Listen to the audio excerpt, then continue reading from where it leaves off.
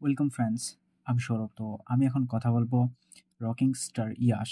তো তার বার্থডে উপলক্ষে কিন্তু তার আপকামিং মুভি টক্সিক। তো টক্সিকের ছোট্ট একটা টিজার বলতে পারেন কিংবা ফার্স্ট গ্লিমস বলতে পারেন। তো আজকে রিলিজ করা হয়েছে এবং এই ছোট্ট টিজারটা আসলে কেমন ছিল সেটা নিয়ে কথা হবে। তো আমি যদি এই টিজারটার কথা বলি, তো এটা খুবই ছোট্ট একটা টিজার ছিল, জাস্ট 59 সেকেন্ডের একটা টিজার ড্রপ করা হয়েছে, যেখানে আমরা দেখতে পাচ্ছি যে রকিং স্টার ইয়াশ সে একটা গাড়িতে করে একটা পার্টিতে আসতেছে। পার্টি বলতে আসলে একটা বারে আসতেছে, যেখানে আহ, কি কি হয় সেটা বুঝতেই পারতেছেন। আসলে আমি আর নাই বললাম।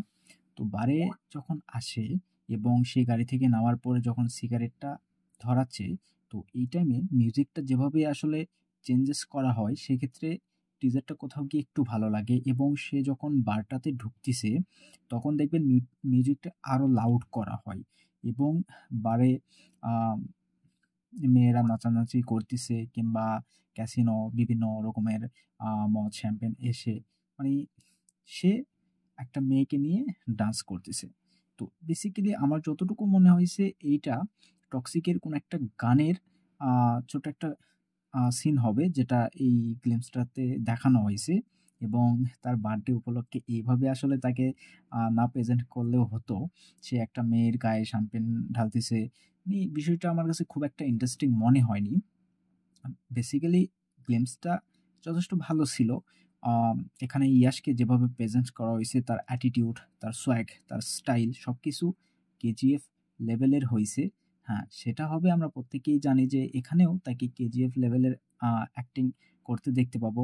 তার একটা সোয়াগ থাকবে, সে অনেক রিচ পরিবার থেকে, সে অনেক রিচ, এটা কিন্তু এই টিজারটাতে দেখেই বুঝতে পারতেছি আমরা। তো সে যেভাবে আহ, আসে, বারটাতে যেভাবে আসে এবং তার সোয়াগ অ্যাটিটিউড, এইটা যথেষ্ট ভালো লাগে। আর ব্যাকগ্রাউন্ড মিউজিকটা খুবই সুন্দর ছিল। সেটা যেভাবে তার মুভমেন্টের উপরে যখন মিউজিকটা লাউড হতে শুরু করে টিজারটা, সেক্ষেত্রে যথেষ্ট ভালো লাগে। কিন্তু এই টিজারটা দেখে আপনি বলবেন না যে হ্যাঁ, এটা কি বানিয়ে দিয়েছে।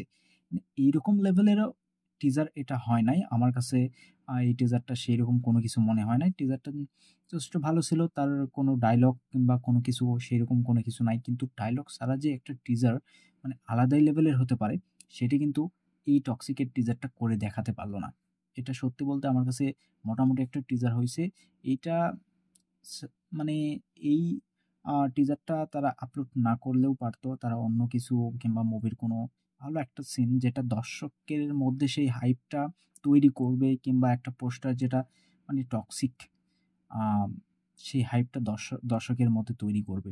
তো এই টিজারটা সত্যি বলতে ইয়াশ ফ্যান যারা আছে তাদের কাছে হয়তোবা দুর্দান্ত লেভেলের মনে হবে, কিন্তু সবকিছু বিবেচনা করলে দেখবেন টিজারটা মোটামুটি আমার কাছে মনে হয়েছে।